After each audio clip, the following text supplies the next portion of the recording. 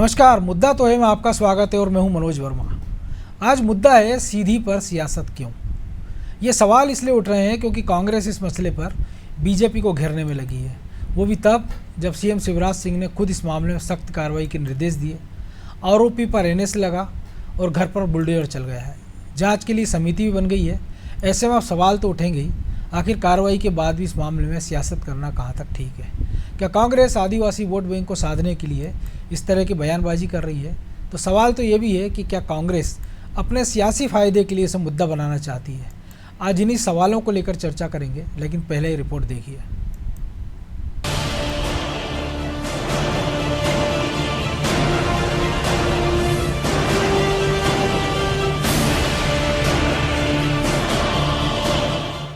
Action में CM Shivraj, सीधी मामले में कार्रवाई हुई तत्काल, आरोपी पर लगाया एनएसए, आरोपी के घर चला बुलडोजर। सीधी में इंसानियत को शर्मसार करने वाला ये वीडियो जैसे ही वायरल हुआ, खुद सीएम शिवराज ने इस मामले पर संज्ञान लेते हुए फौरन कार्रवाई के निर्देश दिए।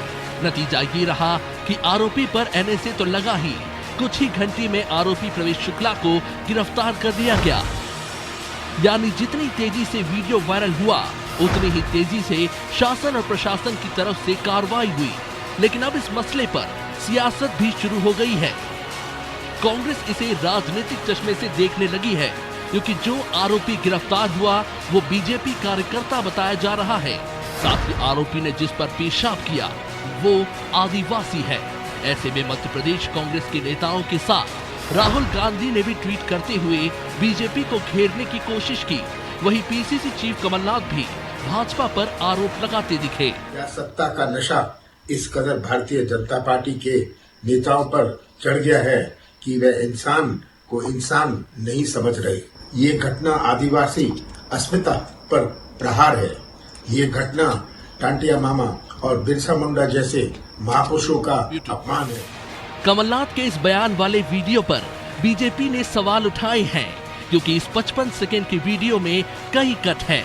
लेकिन सवाल तो ये है कि जब भी प्रदेश में इस तरह की कोई घटना होती है तो उस पर हुई कार्रवाई को नजरअंदाज कर कांग्रेस इसमें राजनीति क्यों करने लगती है। नेमावर की घटना में भी कांग्रेस ने इसी अंदाज में सरकार को घेरने की कोशिश की थी।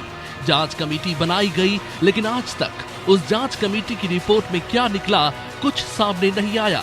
इतना ही नहीं, जब कांग्रेस विधायक उमंग सिंगार पर रेप के आरोप लगे तो कांग्रेस इसे राजनीति से प्रेरित बताती रही। खैर, चुनावी समर है तो सीधी मामले में कांग्रेस को बीजेपी को घेरने का बहाना मिल गया है। लेकिन सरकार की तरफ से आरोपी पर सख्त कार्रवाई हो रही है। आरोपी के घर पर बुलडोजर चला दिया गया है। ना तो कोई जाति होती है, ना कोई धर्म होता है और ना कोई पार्टी होती है। अपराधी केवल अपराधी है, उसे सजा भुगतनी पड़ेगी। ऐसे लोगों को किसी भी कीमत पर नहीं छोड़ा जाएगा, चाहे वो कोई भी हो। माननीय मुख्यमंत्री जी ने तत्काल उस पर एक्शन किया है और ऐसे कोई भी व्यक्ति हो, ऐसा व्यक्ति नहीं बचेगा, उसके खिलाफ कड़ी से कड़ी कार्रवाई होगी। घटना ध्यान में आते ही माननीय मुख्यमंत्री जी ने तत्काल एनएसए की कार्रवाई और कानूनी कार्रवाई उस पर कर दी थी। रात में उसको गिरफ्तार भी कर लिया है और अतिक्रमण पर बुलडोजर भी चले। शिवराज सरकार शुरू से ही अपराधियों के खिलाफ जीरो टॉलरेंस की नीति पर आगे बढ़ती रही। सीधी मामले में हुई कार्रवाई इसका ताजा उदाहरण है। लेकिन कांग्रेस इस मामले को अपने पक्ष में भुनाने की कोशिश कर रही है। उसकी नजर आदिवासी वोट बैंक पर है। शायद यही वजह है कि उसे सरकार की ओर से आरोपी पर की गई चौतरफा कार्रवाई भी नजर नहीं आ रही। ब्यूरो रिपोर्ट, अनादि टीवी।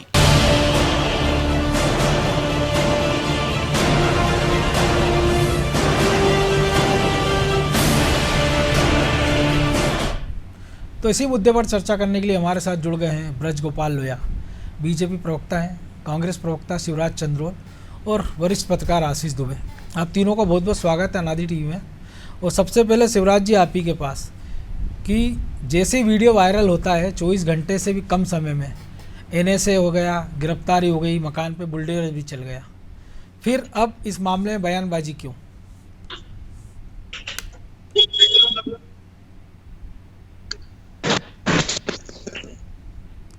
आपकी आवाज़ नहीं आ रही, अनम्यूट कर लें आप। नहीं, मेरी तो आवाज देखिए, आप आ रही है या नहीं आ रही? नहीं, आपकी तो आ रही है। शिवराज जी से सवाल था मेरा, चंद्रोल जी। आवाज आ रही है जी। देखिए, सीधी सीधी बात है कि मध्य प्रदेश में जितनी भी आदिवासियों के उत्पीड़न की घटनाएं आई हैं, ज्यादातर में भारतीय जनता पार्टी और उनके नेता शामिल होते हैं। चुनावी वक्त है, चुनावी वक्त में अगर आप कार्रवाई कर रहे हैं तो कार्रवाई करने का आप संदेश क्या देना चाह रहे हैं कि आप आदिवासियों के पक्ष में हैं? भारतीय जनता पार्टी के 18 साल के शासन में मध्य प्रदेश में 30,400 से ज्यादा मामले दर्ज हुए हैं आदिवासियों के ऊपर अत्याचार के लिए, और इसमें ज्यादातर ऐसे ही लोग शामिल होते हैं। क्या ये एक संयोग है या फिर ये एक प्रयोग है? क्योंकि भारतीय जनता पार्टी का कभी भी मन ऐसा नहीं होता है कि हम आदिवासियों के लिए काम करें। आपने देखा होगा, टंट्या मामा की शहादत दिवस पे एक बहुत बड़ा कार्यक्रम हुआ था भोपाल में। शहादत दिवस था, हमें श्रद्धांजलि देनी थी, हमें उनके मार्ग पे चलने की बात करनी थी, लेकिन मुख्यमंत्री और उनके मंत्रिमंडल के लोग वहां ठुमके लगा रहे थे। यह शर्मसार करने वाली घटना है। नेमावर की घटना जो हुई थी, नेमावर की घटना भी शर्मसार करने वाली घटना हुई। मध्य प्रदेश में वो एक व्यक्तिगत प्रेम प्रसंग का मामला था। देखिए, एक सबसे बड़ी बात यह होती है कि आप किसी भी विषय को व्यक्तिगत ले लो, चलता है, हम मानते हैं सारी चीजों को। आज अगर सीधी में ये जो विधायक जी के सोकोल प्रतिनिधि थे, इनके घर पे बुलडोजर चला है और बताया गया है, अभी मैं आपकी रिपोर्ट सुन रहा था कि वहां भारतीय जनता पार्टी के नेता मुख्यमंत्री जी कह रहे थे कि उसका अतिक्रमण हटा दिया गया, उसका मकान तोड़ दिया गया। तो यह कार्यवाही अतिक्रमण की थी या इसके ऊपर जो घटना हुई उसकी हुई थी? एनएसए लगाया तो एनएसए इसलिए लगाया। टेक्निकल चीजें समझते हैं, ऐसा नहीं है, सरकार आपने भी चलाई है। टेक्निकल चीजें हम समझ रहे हैं, लेकिन हमारा केवल एक सीधी बात है। और एक बात और मैं बता दूं, भी जब पहले बुलडोजर चलता है तो आपके भी नेता कहते हैं कि ये बुलडोजर चलाना गलत है, सही या गलत है, पहले कार्रवाई होना चाहिए। और कई मामलों में आपके नेता भी कार्रवाई की मांग करते हैं कि इस पे बुलडोजर क्यों नहीं चलाया जा रहा है। देखिए, कार्रवाई होनी चाहिए। हम किसी विषय में ये नहीं कह रहे कि अगर कोई घटना हुई है, लेकिन आप समझिए कितनी बड़ी घटना है, मानवता को शर्मसार करने वाली घटना है। निश्चित तौर पे और भारतीय जनता पार्टी के सभ्य समाज में ऐसी घटना सभ्य समाज में होना भी नहीं चाहिए, नहीं होनी चाहिए। और एक सबसे बड़ी और बात बता दूं कि 2020 में जो रिपोर्ट आई है उसमें अत्याचार के जो मामले हुए पूरे देश में 8,272, जिसमें से 2,401 केवल मध्य प्रदेश में दर्ज हुए हैं। कितना बड़ा मामला है। और भारतीय जनता पार्टी इस चीज से अपना पल्ला नहीं झाड़ सकती कि हमने कार्रवाई कर दी है। लेकिन देश में सबसे ज्यादा आबादी मध्य प्रदेश में भी तो है आदिवासियों की। बिल्कुल, आदिवासियों की आबादी है, और आदिवासियों के लिए भारतीय जनता पार्टी सरकार ने कोई बहुत बड़ा काम नहीं कर दिया है, केवल नाम परिवर्तन कर दिया। नाम परिवर्तन करके आप आदिवासियों के लिए क्या काम कर रहे हो? पैसा एक्ट का झूठ भारतीय जनता पार्टी फैला रही है कि पैसा एक्ट में हमने आदिवासियों को ये कर दिया। आज भी आदिवासियों की स्थिति मध्य प्रदेश में दयनीय है। चलिए, ब्रज गोपाल लोया जी हमारे साथ जुड़े, इनसे जवाब ले लेते हैं। ब्रज गोपाल जी, वो तो आरोप लगा रहे हैं कि पैसा एक्ट भी झूठ है, आदिवासियों पर अत्याचार के मामले बढ़ते जा रहे हैं मध्य प्रदेश में। देखिए, जो लोग कुछ करते नहीं है उन्हें केवल दूसरे का काम झूठा लगता है, ये एक सत्य है। देखिए, आज विशेष बात आप और हम कर रहे हैं आज की घटना पर जिस पर कार्रवाई हुई है। महत्वपूर्ण ये है कि ये राजनीतिक विषय नहीं है। मैं राजनीतिक उत्तर देने के मन में नहीं था, मेरे मन में नहीं था। हम भी चाह रहे हैं कि इस पर राजनीति ना हो, जो जायज है उस पर बात हो, क्योंकि ये पूरी मानवता से जुड़ा मामला है, किसी पार्टी से जोड़ के हम नहीं देख रहे हैं। बात कर रहे हैं, नहीं, बिल्कुल नहीं देख रहे हैं, मगर जो लोग पार्टियों से जोड़ते हैं थोड़ा उनसे प्रश्न करें। मैं आपको सबसे पहली एक बात बताऊं, दुर्घटना जो भी घटना हुई है वो दुर्भाग्यपूर्ण है, निंदनीय है और घृणित है, परंतु इसके बाद की कार्रवाई देखिए। देश में ऐसा कोई उदाहरण कहीं नहीं मिलेगा कि यदि किसी इस तरह की घटना हुई है तो 24 घंटे के भीतर अपराधी को गिरफ्तार किया गया, उस पर रासुका लगाया गया और उसके साथ साथ उसका अवैध अतिक्रमण जितना था वो ढा दिया गया। इतनी कठोर कार्रवाई करने का साहस भारतीय जनता पार्टी की, शिवराज जी की सरकार ने किया है। कांग्रेस एक उदाहरण बता दे पूरे देश में कि कभी उन्होंने कहीं किसी अपराधी पर की हो। दूसरी बात, आज कार्रवाई नहीं, कांग्रेस के 15 महीने के शासनकाल में हमने मध्य प्रदेश में बुलडोजर चलते देखे हैं। इंदौर में जीतू सोनी हो, तमाम सारे ऐसे लोग हैं, ऐसा नहीं है, ऐसी नजीर उनके समय भी है। हमने नहीं कहा, हमने आपसे फिर कहा किसी पर अपराध का वीडियो आया है, उसने शिकायत भी नहीं की है। इसके बाद ये सरकार और मुख्यमंत्री जी की संवेदनशीलता है कि उन्होंने खुद मामले को संज्ञान में लिया, एनएसए लगाने के निर्देश दिए और माननीय गृह मंत्री जी ने आगे आकर कहा कि हम जमीन, ये केवल चुनावी प्रोपोगेंडा है आपका। आप इनसे पूछ लें, फिर इनका जब समय समाप्त हो जाए तो मुझे आपने मानवता दिखाने के लिए कार्रवाई नहीं की है, और अगर उस व्यक्ति का अतिक्रमण था तो वो भारतीय जनता पार्टी के विधायक का प्रतिनिधि था। आप एक एक करके बोलेंगे तो मुझे लगता है दर्शकों तक आपकी बात अच्छे से पहुंचेगी। मैं अभी हट जाता हूं जब इनकी बात नहीं, आप बोलिए, बोलिए, जोड़ दीजिएगा। बोलिए। देखिए, मैं आपको बड़ी विनम्रता से आग्रह कर रहा हूँ, इन झूठ बोलने वाले लोगों की हम पूरी बात सुनते हैं, एक बात में सत्यता नहीं। ये अभी आंकड़े बता रहे थे कि 2300 मामले दर्ज हुए, ये भूल गए कि मध्य प्रदेश से आधी आदिवासी आबादी राजस्थान में है, और एनसीआरबी के आंकड़ों के अनुसार राजस्थान मध्य प्रदेश से ऊपर है आदिवासी उत्पीड़न में। ये घड़ियाली आंसू बहाने वाले लोग, ये जो अभी कमलनाथ जी बात कर रहे थे, मुझे बड़ा हंसी आती है। कमलनाथ जी उस लोकसभा क्षेत्र का 1977 से प्रतिनिधित्व कर रहे हैं, 80 से, जिस लोकसभा क्षेत्र में आदिवासियों का सर्वाधिक पलायन हुआ है। ये उसे रोल मॉडल बताते हैं, ये आदर्श बताते हैं। मैं आपसे कहना ये चाहता हूं कि जो सामाजिक बुराइयां हैं, ये जो वातावरण है कि किसी के पास पद है, पैसा है या जाति है, उसके आधार पर अगर मैं ये मानूं कि मेरा सुखदार हूं, तो ये मेरा भी दुर्भाग्य है। परंतु मध्य प्रदेश की भारतीय जनता पार्टी की सरकार आपको ये करने की अनुमति नहीं देगी, चाहे वो कितना भी शोषित वर्ग से आता हो। ये बड़ा दुर्भाग्य है कि जब कांग्रेस उस पर राजनीति करती है तो ऐसे लोगों को बचने का सेफ मैसेज मिलता है, और ये मैसेज देने का काम ये हमेशा से करते आ रहे हैं। और ये हमारा आग्रह ये है कि सरकार की तरफ से आप कार्रवाई बताइए और उसमें कमी बताइए, और साथ में ये भी बताइए कि हमें और क्या करना चाहिए। हम करने तैयार हैं, हालांकि आप में ये साहस नहीं है, क्योंकि आपको सिर्फ राजनीति करना है और हमें काम करना है, और हम काम कर रहे हो। मैं आपसे फिर कहता हूँ कि झारखंड मध्य प्रदेश से ऊपर है, याद रखिएगा। वहाँ कांग्रेस के समर्थन से शिबू सोरेन की सरकार है, परंतु आप देखिए कि वहाँ आदिवासियों की क्या स्थिति है। छत्तीसगढ़ आप देखिए, लेकिन आपको नहीं लग रहा आरोप प्रत्यारोप की बजाय हम अगर इसी मुद्दे पर बात करें?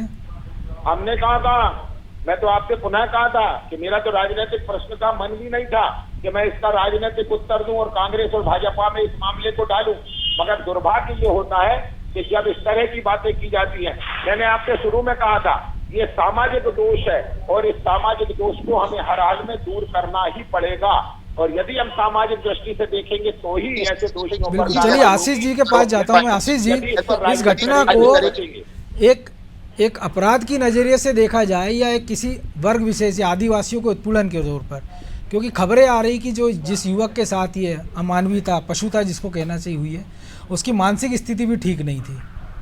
जी देखिए, ये तो दोनों तरह से अपराध है, एक सामाजिक अपराध भी है और जो एक क्रिमिनल जो एक वो है, दोनों चीजें हैं। तो अपराध तो अपराध है बिल्कुल, और इस पर जो सजा मिली गई है, जो उस पर एक्शन हो रहा है, वो भी ठीक है।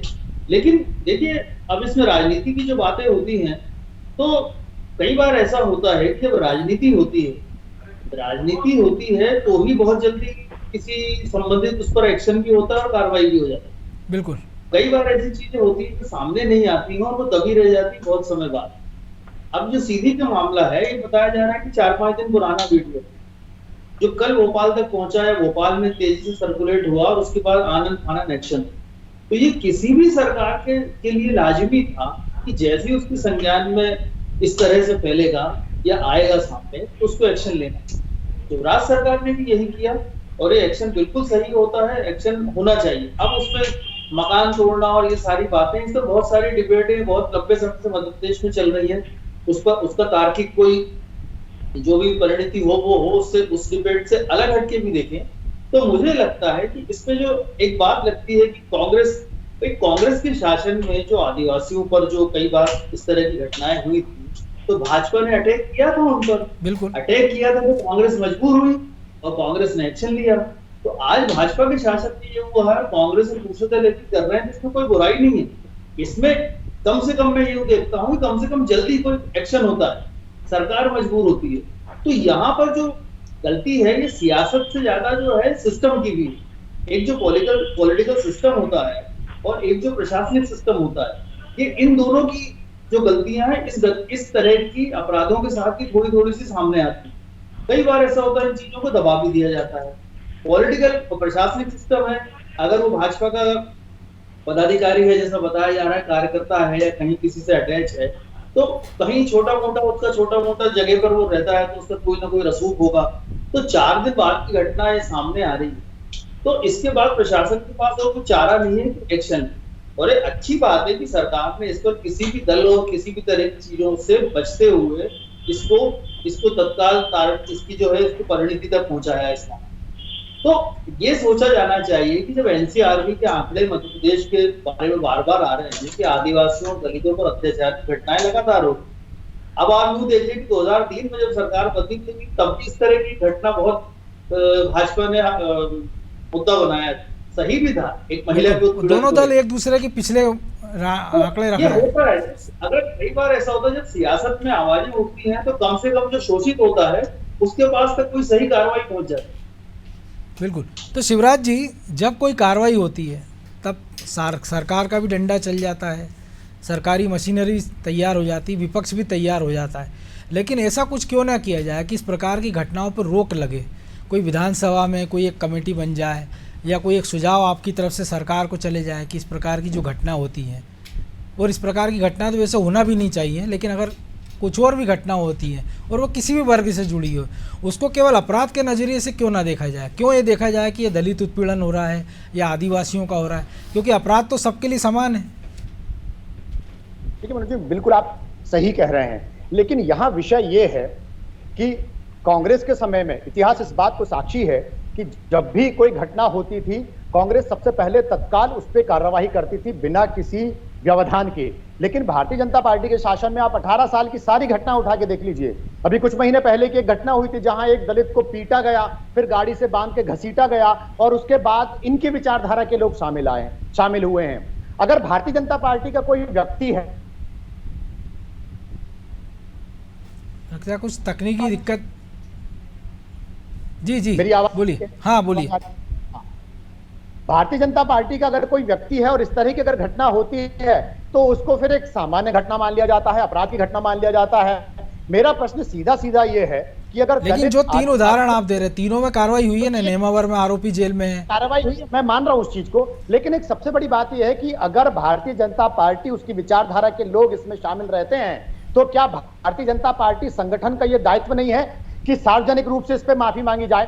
आज अगर भारतीय जनता पार्टी के विधायक का प्रतिनिधि इसमें शामिल है तो क्या ये उस विधायक की दायित्व नहीं है कि उसने गलत व्यक्ति को चुना और वो जनता के सामने आदिवासियों से माफी?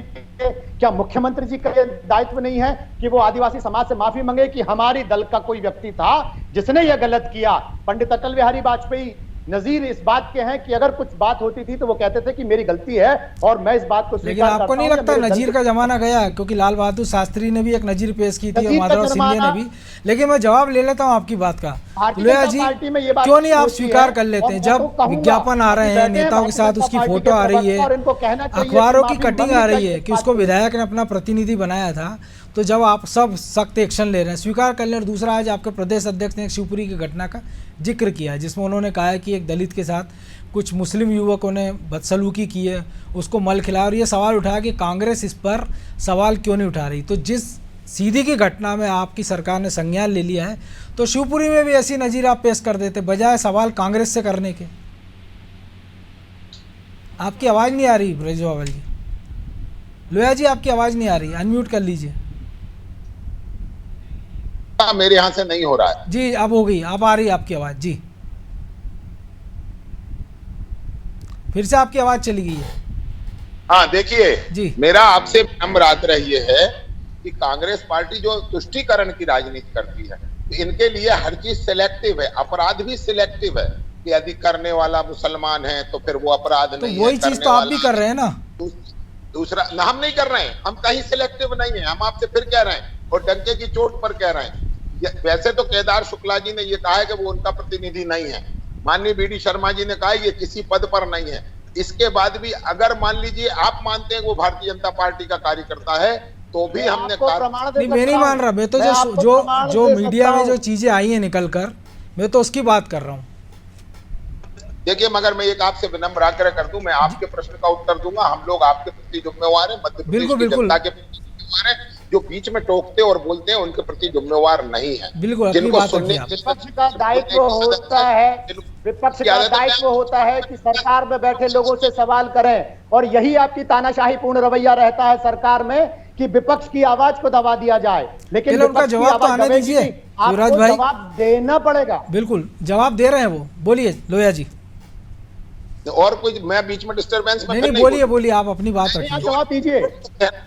जो लोग ये कह रहे हैं, आपका चैनल देखने वाले लोग समझ जाएंगे कि कौन किसी की आवाज को दबाता है, कहां कहां दबाता है। सब जानती है ये जनता, और ये जनता सब देखती है। इसलिए मैं कहता हूं आप अपने देखिए, आप सवाल से बच नहीं सकते, इस तरह की बातें करके आप सवाल से नहीं बचेंगे। आप जवाब दीजिए ना साहब, विनम्र निवेदन जवाब है देने तो दीजिए कि आप शिवराज सीधी भाई, की घटना जवाब पे दे रहे बात हैं कर रहे वो। हैं। चलिए अभी मैं आशीष जी से जवाब ले लेता हूँ। आशीष जी, ये पूरे हम जो देख रहे हैं कि सीधी की घटना हो, शिवपुरी हो, दमोह हो, या और तमाम सारी घटनाएं कि कटघरे में सरकार खड़ी होती है, सिस्टम के कोई आँच नहीं आती है। कई बार हमने देखा, जिस वीडियो की हम बात कर रहे हैं कि सीधी में वो 3-4 दिनों से तक था, तो ऐसा नहीं है कि वहाँ के प्रशासन के अधिकारियों तक नहीं पहुँचा होगा, वहाँ के जनप्रतिनिधियों तक नहीं पहुँचा होगा। इसके पहले दमोह की घटना देखी है, या और ऐसे 50 घटना है कि जब जिला स्तर पर कोई निराकरण होता नहीं है, अफसर उसको टालते रहते हैं। जब वो बड़ी रूप ले लेती है तब सरकार की किरकिरी होती है, लेकिन फिर भी सरकारी जो सिस्टम है उस पर कोई एक्शन नहीं होता है।